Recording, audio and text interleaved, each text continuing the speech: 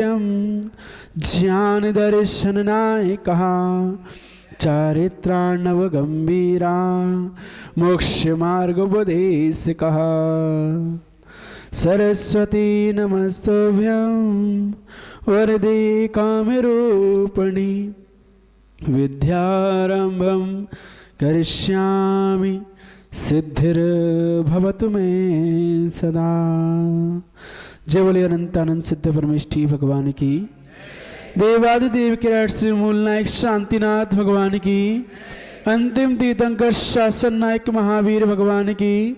परम पूज्य आचार्य गुरुवर श्री राष्ट्रंत गणाचार्य विराग सागर जी गुरुदेव की। परम पूज्याचार्य आचार्य 108 विनम्र सागर जी गुरुदेव की। अहिंसा मई विश्व धर्म की।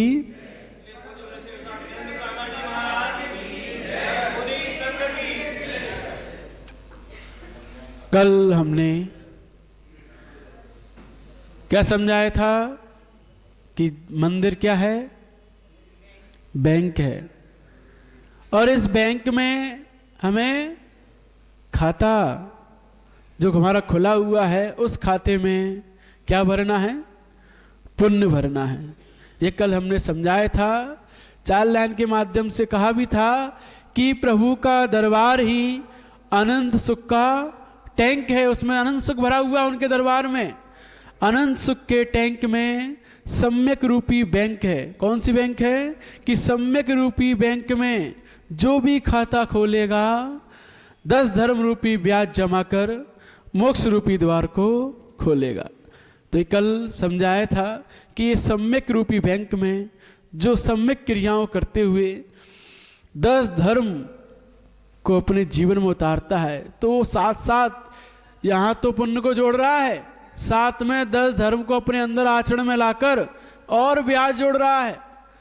तो वो 10 धर्म रूपी ब्याज जमा कर मोक्ष रूपी द्वार को नियम से खोलेगा ही खोलेगा। तो ऐसा 10 धर्म जो हमारे जीवन में बहुत महत्व रखते हैं, बहुत अधिक। उसमें पहला धर्म कौन सा आता है? कौन सा आता है? क्षमा धर्म। तो आज हम उस क्षमा धर्म की बात करते हैं क्योंकि हमें पुण्य के साथ साथ, क्योंकि हम सब लालची हैं, जितना मूलधन है उसके साथ साथ हमें ब्याज भी चाहिए होती है।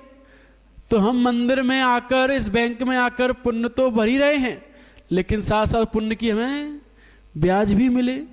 उस ब्याज को पाने के लिए ये 10 धर्म का पालन होना बहुत आवश्यक है। यदि हमारे जीवन में ये 10 धर्म नहीं है तो हम केवल मूलधन को ही खाएंगे, मूलधन को ही जमा करेंगे, उस पर हमें कोई लाभ, इंटरेस्ट नहीं मिलेगा। तो हमारे पुण्य पर भी हमें इंटरेस्ट मिले, ब्याज मिले, तो उसके लिए 10 धर्म हमारे जीवन में आचरण रूप में होने चाहिए। तो पहला धर्म क्षमा धर्म, जो आप हर बार पर्युषण में सुनते हैं, उस क्षमा धर्म के बारे में। लेकिन आज कुछ नया सुनने को मिलेगा। क्या सुनने को मिलेगा? तो क्षमा धर्म एक ऐसा धर्म है जो धर्म होने के साथ साथ हमारा स्वभाव होता है। क्षमा हमारा स्वभाव है। क्रोध हमारा विभाव है। क्रोध क्यों आता है? आज ही हमने उसमें बताया था क्लास में कि क्रोध तब आता है जब हमारी अपेक्षा की उपेक्षा होती है। हमने जो सामने वाले से अपेक्षा कर रखी है, उम्मीद कर रखी है, जब उस अपेक्षा की उपेक्षा हो जाती है तब क्रोध आता है। तो इसीलिए जब जब हमारे जीवन में क्रोध आता है तब तक हम खुद ही उसके जिम्मेदार होते हैं, सामने वाला नहीं होता है। क्योंकि हमने ही अपेक्षा की थी सामने वाले से, हमने ही उम्मीद की थी उससे, और वो उम्मीद हमारी पूरी नहीं हुई, वो अपेक्षा हमारी पूरी नहीं हुई, इसीलिए हमें उस पे प्रति क्रोध आया। जैसे हमने बताया था कि अपने बच्चे से हमें उम्मीद है कि हमारा बच्चा पढ़े लिखे, क्लास में फर्स्ट आए, टॉपर बने, उससे उम्मीद है। और वो यदि फेल हो जाता है, कम नंबर आते हैं, तो क्या होता है? गुस्सा आता है, क्रोध आता है उसके ऊपर कि पैसे बर्बाद कर दिए हमारे, पूरी मेहनत हमारी खराब कर दी उसके ऊपर। और पड़ोसी का बच्चा फेल हो जाए, कम नंबर आए तो कुछ होता है, हमें कोई फर्क नहीं पड़ता है। क्यों? क्योंकि उससे हमारी अपेक्षा बिल्कुल भी नहीं थी, जरा सी अपेक्षा नहीं थी कि उसका अच्छे नंबर आए या पास हो या फेल हो, कोई मतलब नहीं था उससे। लेकिन जिससे हमने अपेक्षा की थी वो हमारी अपेक्षा पर खरा नहीं उतरा तो क्या आया? क्रोध आया। तो कौन इसका जिम्मेदार? बालक कि हम खुद? कौन जिम्मेदार है? हम स्वयं जिम्मेदार हैं। हमने अपेक्षा इतनी क्यों की कि उसके 90% आने चाहिए और उसके 60% रह गए तो तुम दुखी हो रहे हो? इतनी अपेक्षा क्यों की अधिक से अधिक? सो नॉर्मल चलते कि उसका जैसा उपादान है, जैसी उसकी योग्यता है, उस योग्यता के अनुसार वो अपने जीवन में कार्य करेगा, उस योग्यता के अनुसार अपने परिणाम को प्राप्त करेगा। तो हम उसकी योग्यता के ऊपर उसको छोड़ देते तो हमें कुछ भी फर्क नहीं पड़ता, क्रोध आदि नहीं आता। लेकिन जब जब हमारी अपेक्षाएं बलवती होती हैं, तीव्र होती हैं, तब तब हमें क्रोध आता है, कसाएं भड़कती हैं। तो इसीलिए क्रोध के जिम्मेदार हम खुद हैं, कोई दूसरा नहीं है। हम अपेक्षाएं ज़्यादा कर बैठते हैं और ज़्यादा अपेक्षाएं ही हमारे जीवन में हमें दुख देती हैं।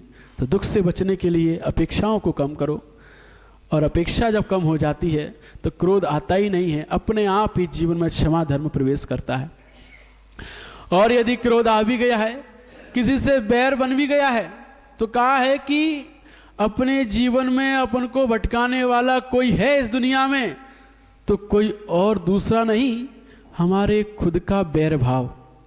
हमने जिन जिन लोगों से बैर भाव बांधकर हम जी रहे हैं, जिनके प्रति हम नफरत के भाव रखते हैं, जिनको हम देखना तक पसंद नहीं करते, जिनसे हम बात करना तक पसंद नहीं करते, ऐसे लोग ही हमें इस संसार में भटकाते हैं। ऐसे लोग नहीं, ऐसे लोगों के प्रति जो हमारे भाव हैं वही भाव हमें संसार में भटकाते हैं। हमारे खुद के परिणाम, हमारे नफरत के परिणाम, हमारी घृणा के परिणाम, हमारे बैर भाव के परिणाम ही हमें दुर्गतियों में ले जाते हैं। कोई दूसरा हमें कुछ भी करने में सक्षम नहीं है। तो आप सोचिए कि आपको इस संसार में कितने लोग भटका रहे हैं? कितने लोग? गिनती कर लो। अधिक से अधिक ऐसे 20 लोग भी नहीं निकलेंगे आपकी पूरी जिंदगी में। आपने आज तक जन्म से लेकर अभी तक लिस्ट बना लीजिए कि ऐसे कितने लोग हैं जितने लोगों से आप बात करना नहीं चाहते। ऐसे कितने लोग हैं जिनका मुंह तक देखना नहीं चाहते, जिनको सामने आ जाने पर आप मुंह फेर लेते हो। कितने लोग हैं ऐसे? गिनती, लिस्ट बना लीजिए उनकी। आज यही करना है। आपको एक काम दिया जा रहा है। कल दिया गया था एक काम, कौन सा दिया था कल? भूल गए? कल कौन सा काम दिया था? कल अपना भविष्य जानना था, बैलेंस शीट बनानी थी कि हमारे जीवन में सुबह से लेकर रात तक सोने तक हम कितने घंटे पुण्य करते हैं, कितने घंटे पाप करते हैं, उसकी बैलेंस शीट बनानी थी। और बैलेंस शीट बनाकर फिर देखते हमारा प्रॉफिट में हम कि लॉस में है। और यदि लॉस में है तो हम कहाँ जाएंगे? प्रॉफिट में तो कहाँ जाएंगे? अपना भविष्य हम खुद जान सकते हैं। बनाई कि नहीं बनाई? फुर्सती कहाँ है? घर के काम काजों से, व्यापार से फुर्सत किसे है जो अपने बारे में हम कुछ सोच पाएं, अपने बारे में कुछ चिंतन कर पाएं, कुछ रहस्यों को निकाल पाएं, ढूंढ पाएं? किसे फुर्सत है? किसे पड़ी अपनी आत्मा की? किसे पड़ी अपने उद्धार की? हमें पड़ी सो हम ही सोचते रहते हैं, हम ही बताते रहते हैं। तुम लोगों को कुछ पड़ी नहीं है तो तुम लोगों को कोई मतलब ही नहीं है ना? कोई मतलब है कि नहीं अपने आप से, स्वयं से? कि जब देखो तब पुत्र पुत्री, पति पत्नी, माता पिता, व्यापार, इसी में ही पूरा जिस समय दे देना है। कुछ समय अपने लिए भी दे दो। यदि खुद से प्रेम है तो, खुद से राग अनुराग है तो खुद के लिए भी समय होना चाहिए कि नहीं होना चाहिए? कि सारा समय शरीर के लिए ही है, इस पुद्गल के लिए ही है, इसी को खिलाने में, सुलाने में, नहलाने में, धुलाने में, पिलाने में, इसी की रख रखाव में पूरा समय निकालना है? कि कुछ अपने लिए, कि जो इसके अंदर है, जो बोल रहा है, जो देख रहा है, जो सुख दुख भोग रहा है, उसके लिए कुछ सोचा है? उसके लिए फुर्सत नहीं है, इसीलिए कोई विचार नहीं आता है उसके लिए। कल कर ही नहीं पाए थे, कोई बात नहीं, आज कर लेना। आज फिर दूसरा काम दिया जा रहा है, यहाँ पर कुछ ना कुछ आपको तो दिया जाएगा कुछ करने को। तो आज दूसरी चीज बताई जा रही है कि आपको लिस्ट बनानी है। किसकी? ऐसे लोगों की लिस्ट बनानी है जिन लोगों को आप देखना नहीं चाहते, जिन लोगों से आप बोलना नहीं चाहते, जिन लोगों से आप नफरत करते हो, चाहे वो भाई भाई हो, चाहे दौरानी जेठानी हो, चाहे वो सास बहू हो, कोई भी XYZ, आप लिस्ट बनाइए। अधिक से अधिक आप देखेंगे आपकी जिंदगी में 20, 30, अधिक से अधिक 50, बस इससे ज़्यादा लोग आपके जीवन में नहीं निकलेंगे। आप लिस्ट भी बनाओगे तो सोच भी लोगे कि इससे मैं नहीं देखना चाहता, इससे मेरी बात हुई थी, उस समय हुई थी, 2 साल पहले हुई थी, 3 साल पहले हुई थी, 10 साल पहले हुई थी। आप सोचिए, विचार कीजिए, गहराई में जाइए, फिर भी नाम लिखने का प्रयास कीजिए, तो अधिक से अधिक आप 50 लोगों से ज़्यादा के नाम नहीं लिख सकते उस लिस्ट में। लेकिन वही 50 लोग आपको इस संसार में अनंत काल तक भटकाने वाले हैं। वही 50 लोग। जैसे कमठ का जीव एक पार्श्वनाथ भगवान से वैर रखता रहा तो निरंतर त्रियंच नरक, त्रियंच नरक, त्रियंच नरक इन्हीं पर्यायों में प्राप्त होता रहा, दुर्गतियों को ही प्राप्त होता रहा। तो एक व्यक्ति के प्रति वैर से जब इतना है तो जाने कितने व्यक्तियों के प्रति हमारे नफरत के भाव हैं, न जाने कितने व्यक्तियों के प्रति हमारे बैर भाव हैं। उनसे हम बात करना पसंद नहीं करते, उनको देखना तक पसंद नहीं करते, वो सामने आया तो मुंह फेर लेते हैं। ऐसे हमारे जीवन में जाने कितने सारे लोग हैं। तो हमारी दुर्गति क्या होगी, हमारी स्थिति, हमारे परिणाम क्या होगा, हमारा भविष्य क्या है, कुछ सोचिए, विचार कीजिए। तो इसीलिए आज वो हम क्षमा धर्म की बात चल रही है। तो क्षमा कौन कर सकता है? क्षमा वही कर सकता है जो व्यक्ति, कहते ना, क्षमा सोवती उस भुजंग को जिसके पास गरल है, ना कि उसे जो दंतहीन विषहीन विनीत और सरल है। उसको क्षमा धर्म नहीं शोभता है।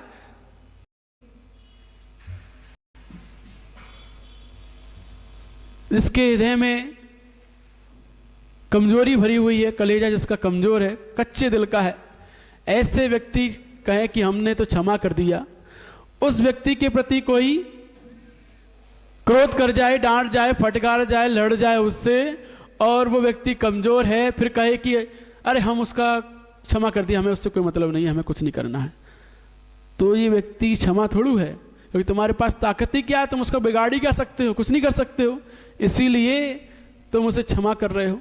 तो ये उसको शोभायमान नहीं होती, आभूषण रूप में नहीं होती, उसका बल भले ही हो सकता है। ये कमजोर लोगों के पास यदि क्षमा है तो बलशाली हो जाता है, और यदि बलशाली लोगों के पास क्षमा है तो व्यक्ति अलंकृत हो जाता है, शोभनीय हो जाता है, वह आभूषण से सुसज्जित हो जाता है। यदि बलशाली है और साथ में क्षमा गुण है तो वही व्यक्ति हर जगह सम्माननीय प्रतिष्ठित होता है। वो व्यक्ति सूरवीर, कहा ना, सूर क्षमा वीरस्य भूषणम। तो क्षमा वीर लोगों का आभूषण है, वीरों का, और कमजोर लोगों का क्या है? बल है। कमजोरों का बल क्षमा है। यदि कमजोर लोग सामने वालों को क्षमा करते हैं तो बलशाली हो जाते हैं। उनके अंदर सामने वाले से लड़ने की कोई भी, क्या कहते हैं उसे, सामने वाले लड़ने के परिणाम नहीं होते हैं, और जब परिणाम नहीं होते हैं तो अपने आप को वो जीत लेते हैं, कसायों से अपने आप को जीत कर अपने आप को बलशाली बना लेते हैं। और यदि सूरवीर है, बलवान है, शक्तिवान है, प्रतिष्ठित है, संपन्न है, सामने वाले का बिगाड़ कर सकता है, वो व्यक्ति यदि क्षमा करता है तो वो व्यक्ति शोभनीय आभूषण से सुसज्जित होता है। तो हम सूरवीर हैं सभी, तो हम सभी को सूरवीर होने के साथ साथ सुशोभित भी होना है, शोभायमान भी होना है, समस्त समाज में, अपने जीवन में, अपने परिवार में, पूरे देश में। यदि आप चाहते हो कि आपका मान सम्मान गौरव निरंतर बढ़ता हुआ हो, प्रतिष्ठा बढ़ती हुई हो, तो आपके जीवन में एक क्षमा गुण होना परम आवश्यक है।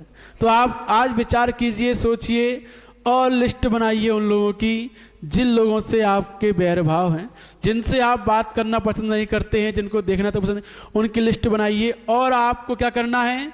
यदि आप अपने अंदर क्षमा धर्म पाना चाहते हैं तो, यदि आप क्षमाशील बनना चाहते हैं, यदि आप अपने आप को दुर्गति से निकालना चाहते हैं, यदि आप अपने स्वभाव को प्राप्त करना चाहते हैं, इन सब कारणों के लिए ये काम करना है।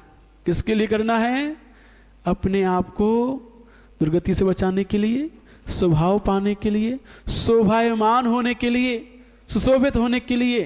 ये सब आज करना है कि उन लोगों की लिस्ट बनानी है जिन लोगों से हम बात नहीं करना चाहते। बस लिस्ट बनाने के बाद उनके प्रति जो हमारी कटुता है उसे याद करो कि इससे मैं बात करना क्यों नहीं चाहता हूँ, इसको मैं देखना क्यों नहीं चाहता हूँ, इसने मेरे साथ ऐसा क्या किया, उसका चिंतन करो। अब उसको चिंतन करने के बाद ये चिंतन करो, इसने मेरे साथ जो किया था वो सही किया था या गलत किया था, इसने मुझसे जो कहा था वो सही कहा था या गलत कहा था, ये चिंतन करो। यदि सही कहा था तो गलती मेरी थी, तो मैं क्यों बैर बांधा हूं, तो मैं क्यों दुर्गति में जाने के परिणाम कर रहा हूं खुद ही। और यदि उसने गलत कहा था, मैं वैसा नहीं था, मैंने वैसा कार्य नहीं किया था, फिर भी उसने मेरे बारे में ऐसा किया, मेरे लिए ऐसा गलत काम किया, गलत कहा, तो अब वहां ये चिंतन करना है कि यदि मेरे अशुभ कर्म का उदय नहीं होता तो ये मेरा कुछ भी बिगाड़ नहीं पाता। मेरे ही अशुभ कर्म का उदय था, मेरे ही उस समय पाप कर्म का उदय था, जिस कारण से इसने मेरी बदनामी की, इसने मेरे से बुरा भला कहा, इसने मेरे साथ ऐसा कार्य किया, तो वहाँ मेरे ही पाप कर्म का उदय था। तो वहाँ ये चिंतन करना है, क्योंकि जब तक कर्मोदय का चिंतन नहीं आता तब तक अपने अंदर स्वभाव की प्राप्ति नहीं होती। कर्मोदय का चिंतन ही हमारी कसायों को दूर कराकर हमें अपने आत्म तत्व तक ले जाता है। तो इसीलिए पहले ये चिंतन करना है कि सामने वाले ने जो किया सही किया या गलत किया। यदि सही किया तो मैं क्यों क्रोध कर रहा हूँ, और यदि गलत किया है तो मेरे ही अशुभ कर्म का उदय था, मेरे ही पाप कर्म का उदय था, इसीलिए वो ऐसा कर रहा है। क्योंकि यदि मेरे पुण्य कर्म का उदय था तो इसकी क्या मजाल कि ये मेरे खिलाफ कुछ भी बोल पाता, कुछ भी कर पाता। पाप कर्म के उदय में ही छोटे से छोटा तिनका भी हमारी आंख में आकर बहुत कुछ बिगाड़ जाता है, और पुण्य कर्म का उदय जब होता है तो बड़े से बड़ा पहाड़ भी सामने खड़ा होता है, वो भी कुछ भी बिगाड़ नहीं पाता है। तो इसीलिए हमारे पाप कर्म के उदय में ही लोग हमारे ऊपर कीचड़ उछाल पाते हैं, हमारी बदनामी कर पाते हैं और हमसे बुरा भला कह पाते हैं। पुण्य कर्म के उदय में किसी की ताकत नहीं है कि हमारे बारे में कुछ कहे, और कह भी देता है तो उल्टा उसी के ऊपर कीचड़ उछलता है जो कहता है। पुण्यवान के बारे में कोई कुछ कहे तो उल्टा उसी के ऊपर दाग लगता है, उसी के ऊपर उसकी बदनामी होती है। तो इसीलिए पुण्य व्यक्ति की निंदा नहीं कराता है, पाप ही कराता है। तो आज विचार कीजिए, चिंतन कीजिए कि हम अपने जीवन में ऐसे कितने लोग लेकर जी रहे हैं जिनके प्रति हमारे घृणा के भाव हैं। यदि हैं तो उनको आज हमें क्षमा करना है। नाम लिख लीजिए और टिक लगाइए उनके आगे कि मैं इसको क्षमा करता हूँ, मेरा इसके प्रति कोई बैर भाव नहीं है, मैं इसने मेरे साथ जो किया मैं उसको भूलता हूँ और इसको क्षमा करता हूँ, इसको क्षमा करता हूँ। हर व्यक्ति को आप क्षमा करते जाइए, और फिर लास्ट में जब कोई भी ना बचे कि आपके जीवन में कि जिससे आपके प्रति नफरत के भाव होंगे, तो आप समझना कि मैंने क्षमा धर्म को अपने हृदय में धारण किया हुआ है। मैं क्षमा धर्मवान हूँ, मैं क्षमाशील हूँ। कब? जब हमारी ज़िंदगी में ऐसा कोई भी व्यक्ति ना रह जाए जिसके प्रति हमारे नफरत के भाव हों, जिससे हम बोलने तक के ना सोचते हों। यदि ऐसा कोई भी नहीं बचा है तब समझना आप सही मायने में क्षमावान हैं, क्षमाशील हैं। आपने उत्तम जो पहला धर्म है उस उत्तम क्षमा धर्म को अपने जीवन में धारण किया हुआ है, आपने उसको जिया है। आज तक सिर्फ सुना है क्षमा धर्म के बारे में, अब जियो उसे कि कैसे जिया जाता है, कैसे उसे धारण किया जाता है अपने जीवन में, उसे लागू किया जाता है। जब तक क्षमा धर्म आदि 10 धर्मों को अपने जीवन में लागू नहीं करते, उनको धारण नहीं करते, तब तक कितने भी पर्यूषण मनाओ, कितने भी धर्म आप करो, कोई भी धर्म आपकी उन्नति, आपके कल्याण करने वाले नहीं होते हैं। केवल सुनोगे, पर्यूषण में जाने कितनी बार क्षमा धर्म के बारे में सुना होगा, लेकिन आज तक क्या कभी उसे जिया उस क्षमा धर्म को? कभी उसे धारण किया उस क्षमा धर्म को? और बिना धारण किए कोई भी धर्म मोक्ष तक नहीं ले जाता, कोई भी धर्म सम्यक दर्शन की प्राप्ति नहीं कराता, कोई भी धर्म स्वभाव तक नहीं ले जाता है। तो इसीलिए धारण करना है आज, और वो धारण करने का तरीका ही बता रहे हैं हम। यही तरीका है कि सबसे पहले अपने वैरियों की, अपने जिनसे हमें नफरत है उनकी लिस्ट बनाइए और उनके फिर नाम काटते जाइए। मेरा इससे कोई बैर भाव नहीं है, मैं इसे क्षमा करता हूँ। मेरा इससे कोई बैर भाव नहीं, मैं इसे क्षमा करता हूँ। इसने मेरे साथ जो किया वो इसकी मूर्खता थी, इसकी गलती थी, मेरी तरफ से इसके प्रति कोई बैर भाव नहीं है, आज मैं क्षमा करता हूँ। अब जब हमने सबको क्षमा कर दिया, हमारे जीवन में, हमारे हृदय में किसी के प्रति नफरत के भाव नहीं रहे, तब हमने उस क्षमा धर्म को जिया है, उसे अपने अंदर धारण किया है। तो ऐसा क्षमावान व्यक्ति ही अपने जीवन में उन्नति और अपनी आत्मा को पवित्र बना पाता है, अन्यथा पवित्र नहीं बना सकता। वो निरंतर अपने अंतरंग को घृणा नफरत से भरता हुआ, दोषों से भरता हुआ जीता रहता है और दुर्गुणों के साथ जीता है। तो इसीलिए हमें अपने अंतरंग को पवित्र बनाना है, क्योंकि जिसका अंतरंग पवित्र बनता है तभी वह बहिरंग में पवित्र आचरण कर पाता है, व्यवहार कर पाता है। जिसका अंतरंग ही मलिन है वो बाहर क्या निकलेगा? कि कुएं में जैसा पानी होगा वैसा ही तो निकलेगा। तो हमारे अंतरंग में जैसे भाव होंगे वैसे ही तो सामने प्रकट होंगे। तो इसीलिए पहले अंतरंग पवित्र बनाने के लिए क्षमा धर्म को अपने अंदर लाइए। और कहा है कि मारना है गर किसी को मार दो एहसान से, मारना है गर किसी को मार दो एहसान से, क्या मिलेगा अगर किसी को मार दोगे जान से? क्या मिलेगा आपको? एहसान से मारो उसको क्षमा करके कि तूने मेरे साथ जो किया गलत किया, लेकिन फिर भी मैं तुझे क्षमा करता हूँ, फिर भी हम तुम्हारा भला करते हैं, फिर भी तुम्हारे उपकार की हम सोचते हैं। मार दो उसे एहसान से, डुबा दो। क्योंकि एहसान से कहा है कि जान से मारा गया वापस कभी आता नहीं, और एहसान से मारा गया फिर सर उठा पाता नहीं। तो इसीलिए किसी को मारना है तो किससे मार दो?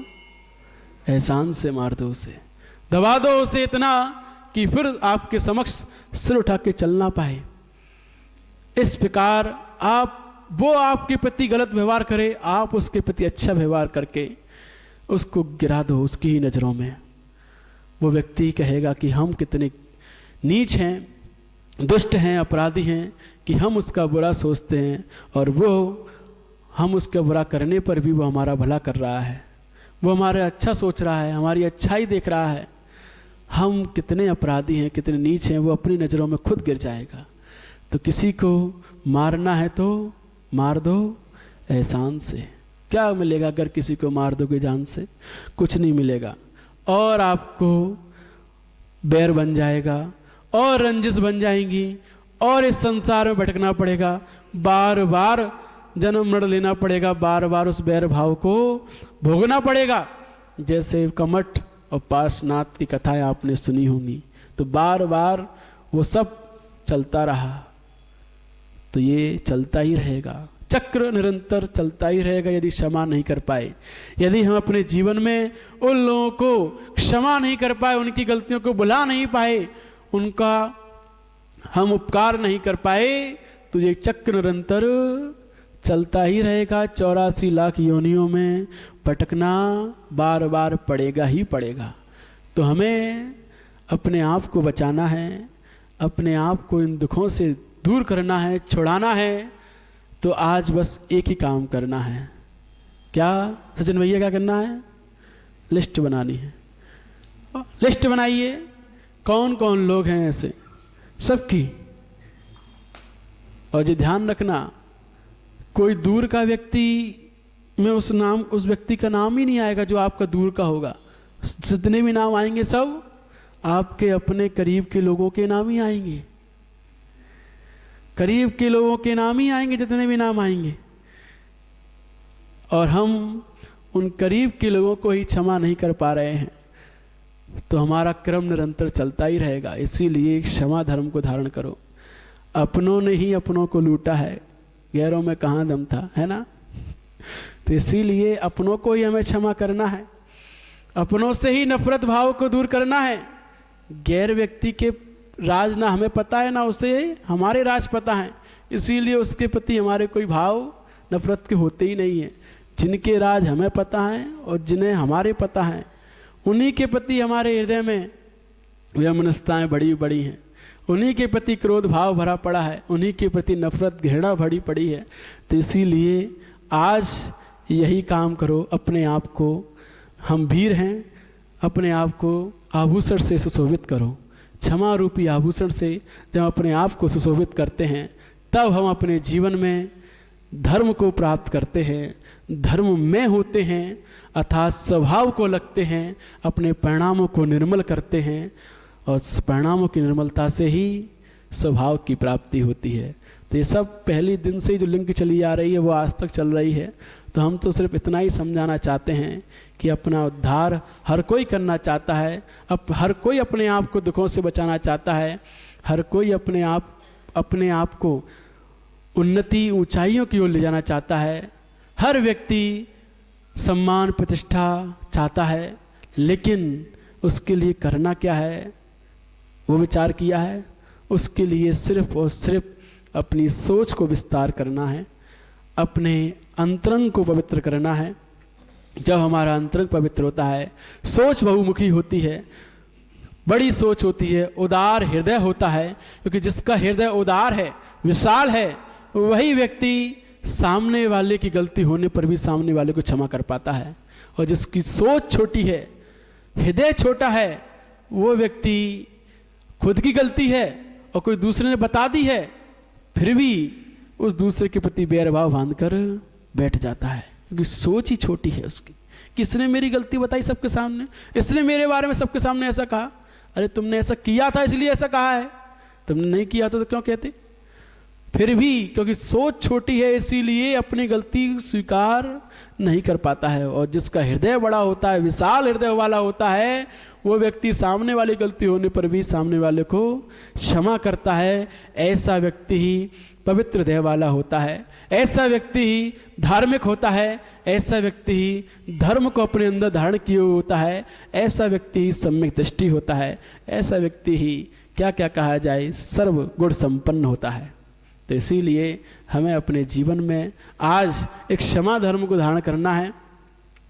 तो इस क्षमा धर्म को धारण करने के लिए एहसान से मारना है किसी को।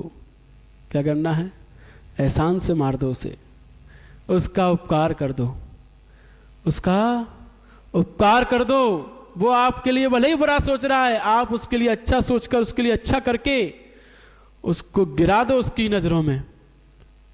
तो आप जब ऐसा करेंगे तो आप अपने हृदय में खुद ही आनंदित होंगे, गौरवान्वित होंगे कि मैंने कुछ अच्छा किया है, मैं अपने जीवन में कुछ पवित्रता को प्राप्त कर पाया हूँ। अपने आप ही अपने अंतरंग में आपको एक अच्छा अनुभव का एहसास होगा, महसूस होगा कि आप बहुत पवित्र बन चुके हो, आपकी सोच बहुत विस्तार को प्राप्त हो चुकी है, आप बहुत ऊंचे उठ चुके हो। स्वयं ही समझ में आएगा जब इस प्रकार की सोच हमारी बन जाती है तब। अन्यथा हम अभी अपने आप को बहुत छोटी सोच लेकर जी रहे हैं, कूप मंडूक बनकर जी रहे हैं, कुएं के मेढक जैसे, कि वो सोचता है कि संसार सिर्फ इतना सा ही है, कुएं के बराबर। तो इतना बड़ा संसार नहीं है, संसार बहुत बड़ा है, जबकि हम उतने से ही संसार में डूब रहे हैं। हमारे उतने से ही लोग हैं, ज़्यादा लोग नहीं हैं हमारे जीवन में जिनके प्रति ऐसे भाव हैं, उतने से ही लोग हैं, उतने से ही लोग हमें डुबा रहे हैं। तो इसीलिए हम ना डूबें। हम श्रेष्ठ बुद्धिमान लोग हैं, श्रेष्ठ कुल को प्राप्त करने वाले लोग हैं, उच्च बुद्धि को प्राप्त करने वाले लोग हैं।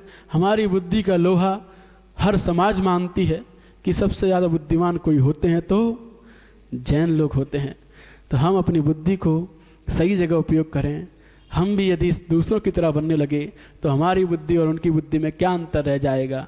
इसीलिए हमें अपनी बुद्धि को श्रेष्ठ बनाना है, अपनी बुद्धिमत्ता दिखानी है। तो उस दूसरे को मार दो, किससे? एहसान से, जान से नहीं। जान से मारने वाला तो नीच खोटी सोच वाला होता है, उसकी बुद्धि सिर्फ और सिर्फ बदला लेने की होती है। कहा है कि क्रोध करना स्वबोध खोना है, बाद में रोना ही रोना है। तो जो व्यक्ति क्रोध करता है कब करता है? जब अपना स्वयं का बोध खो देता है, उसकी बुद्धि काम नहीं करती है, तब क्रोध करता है। फिर बाद में रोता ही रोता है कि मैंने गलत किया, मुझसे गलती हो गई। एक घटना है इसके पीछे कि एक छोटा सा बालक पत्थर से बाहर, घर के बाहर खेल रहा था पत्थरों से। इतने में उसके पिताजी आए एक ब्रांड न्यू कार लेकर, नई कार लेके आए, शोरूम से खरीद कर लाए थे और उन्हें खड़ी की और अंदर चले गए। और बालक खेल रहा था, बालक के क्या पता कैसी कार है क्या है, तो उसने बालक ने जो पत्थर लिए उस पत्थरों से उस कार के ऊपर घिसने लगा। उसने स्क्रैच कर दिए कार में, नई कार थी, स्क्रैच कर दिए। पिताजी आए, देखा उन्होंने, और देखा तो गुस्से से आग बबूला हो गए। अरे अभी नई कार लाया और नई की नई कार को इसने पूरा घिस दिया पत्थर से, इसने क्या किया ये? उन्हें गुस्सा आया, उन्होंने उसी पत्थर को उठाया, उसके हाथ पर मार दिया। उसके हाथ से खून की धारा बहने लगी, उस बच्चे के हाथ से। अब क्रोध में मार तो दिया, अब बाद में वो उसको उठाकर हॉस्पिटल लेके आया, उसका इलाज कराया, पट्टी कराई, लेकिन उसकी उंगलियां चारों खराब हो चुकी थी। इतनी जोर से पत्थर मार दिया था क्रोध में कि उसकी चारों उंगलियों की हड्डी टूट चुकी थी। तो अब उसके बाद में जब पट्टी कराकर वो घर आया तो बेटा पापा से कहता है कि पापा ये कार के स्क्रैच तो दूर हो जाएंगे, सही हो जाएंगे, क्या मेरी उंगली कभी सही हो पाएंगी? तो पिताजी उसकी बात को सुनकर रोते हैं, दहाड़ लगा लगा कर कि मैंने क्रोध में क्या कर दिया। कि इसलिए क्रोध में व्यक्ति अपना स्वयंबोध खो देता है, बाद में रोता ही रोता है।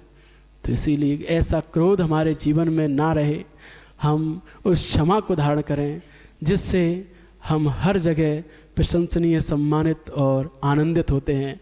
ऐसे क्षमा धर्म को अपने जीवन में लाएं, उन लोगों की लिस्ट बनाएं, उनको सबको क्षमा करें। अपनी तरफ से आप क्षमा कर दो, वो आपको करें ना करें वो जाने, क्योंकि उसका कर्म उसके साथ, उसके भाव उसकी दुर्गति उसको परिणाम दिलाएंगे। हमारे भाव हमारे साथ, हमारी विशुद्धि हमारे साथ, हमारी निर्मलता हमारे साथ जाएगी।